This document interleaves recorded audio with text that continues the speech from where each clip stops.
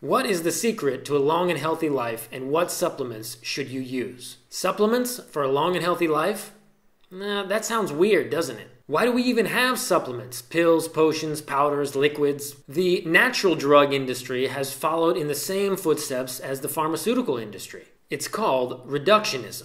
What do you think humans did before there were vitamin pills and liquids and powders and potions? How are we still alive? Drug and supplement remedies come from reductionism. This is where we divide the body into organ systems, organs, cells, nutrition, diseases, and then we develop drugs and supplements and do research for each of the tiny little parts. So we do the research on each antioxidant, each vitamin, each specific food, and then we get a list of a whole bunch of seemingly useful information.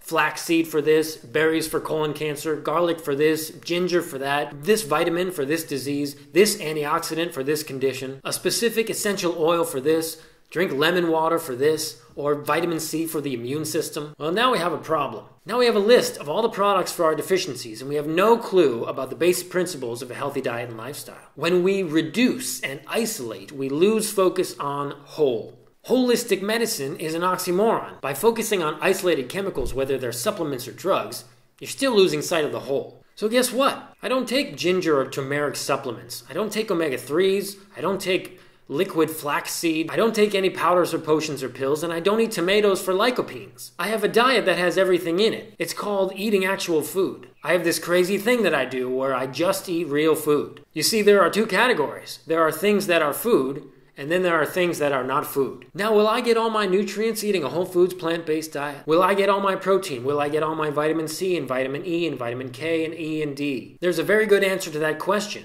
Are you really worried about that now? With the subpar diet that you've been eating for the past 20, 30, 40, 50 years. A diet that puts you at risk for cancer, diabetes, high blood pressure, heart disease, and most of the top 15 leading causes of death. Now you're worried that if you switch to a diet that's actually been proven to prevent and reverse diabetes, cancer, and heart disease, that you might be deficient in nutrients?